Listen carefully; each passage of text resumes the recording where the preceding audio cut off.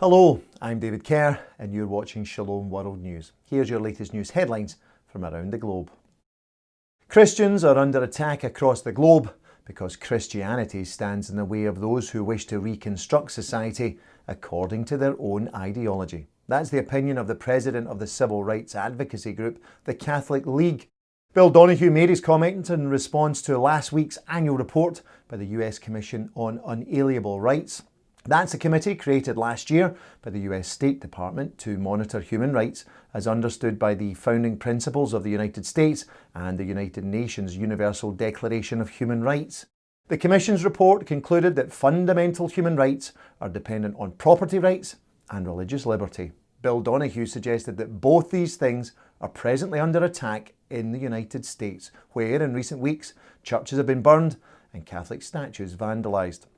He highlighted the case of anarchist and satanic symbols being daubed on the door of St. Joseph's Church in New Haven, Connecticut. Such vandalism, asserted Mr. Donoghue, was not the work of drunken teenagers. Instead, they are, quote, a reflection of the hate-filled environment that marks the United States at the current time. Across the world, he concluded, it is Christianity which poses the biggest obstacle for those who wish to reconstruct society, whether they be communists in China, Islamists in the Middle East, or anarchists in the USA. Crucifixes and images of Jesus Christ are being torn down all across communist China and replaced with portraits of the country's President Xi Jinping or its founder, Chairman Mao. That's the claim of the online journal Bitter Winter, which specialises in reporting upon religious liberty and human rights in China. They say that the regional government in the northern province of Shanxi has ordered its officials to remove crucifixes, religious symbols and other such images from the homes of people who receive social welfare payments.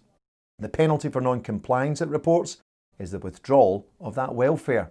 Bitter Winter also reports upon the case of a disabled Christian man who was barred from receiving a minimum living subsidy and a monthly disability allowance. His family were also warned to stop attending Christian services or face being treated as anti-communist elements. Similar stories have been reported from several other Chinese provinces.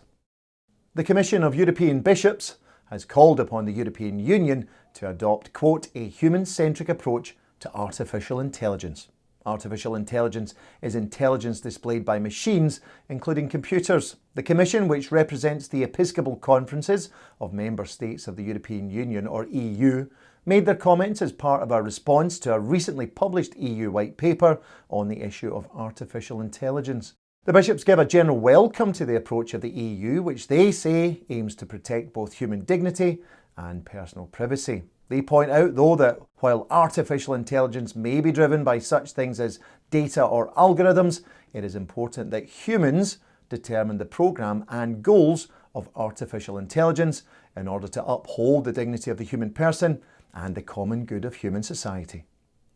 Catholic bishops across the United States are marking a day of mourning on Friday, July the 24th, as the Byzantine Basilica of Hagia Sophia in Turkey is officially reopened as a mosque. The day of mourning was initiated by the Greek Orthodox Church in the United States. They have invited all Christians and people of goodwill to join them in the day of prayer. They've also asked that parish churches and other Christian communities ring their church bells, lower their flags to half-mast and chant the Orthodox Akathist hymn in honour of Our Lady or pray the Holy Rosary in order to ask for the intercession of the Blessed Virgin Mary. Hagia Sophia was built in the 6th century during the reign of the Emperor Justinian. In the 15th century, the invading Ottomans turned it into a mosque. Finally, in 1934, under a secularist Turkish government, the mosque was converted to a museum. Earlier this month, though, a Turkish court ruled that the historic building can now be turned back into a mosque. Hagia Sophia is also a UNESCO World Heritage Site. An evangelical television station, which broadcasts into Iran, is claiming that thousands of Iranians have converted to Christianity since the beginning of the COVID-19 lockdown across the Middle Eastern country. The claim comes from Mike Ansari, who is the Director of Operations for Mohabbat TV. They broadcast across the officially Muslim country in Iran's official language of Farsi. Mr. Ansari told the Christian Broadcasting Network that with most Iranians forced to stay at home due to COVID-19 restrictions, many citizens who are unhappy with the country's Muslim regime have been searching the internet to find alternatives to Islamic rule. This includes discovering more about Christianity And this has resulted, he says, in around 3,000 conversions a month to Christianity in Iran since March, including many people making dangerous journeys to get baptised. For this reason, said Mr. Ansari, he was calling the COVID-19 pandemic the pandemic of hope. Iran has been under theocratic Islamic rule since the Iranian Revolution of 1979.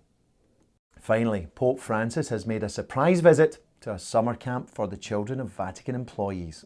On Monday morning, the Holy Father popped into the Estati Ragazzi, or summer kids camp, just in time for breakfast at the Paul VI Audience Hall. Pope Francis then went from table to table. He encouraged the children to make new friends.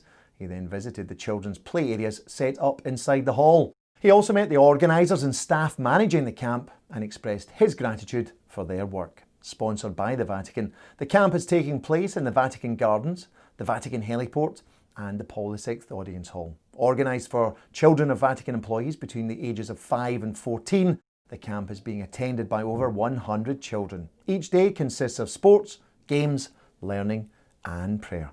Wonderful stuff. Well, that's all for now. Do join me next time for some more news from around the globe. Until then, may God bless you. Shalom.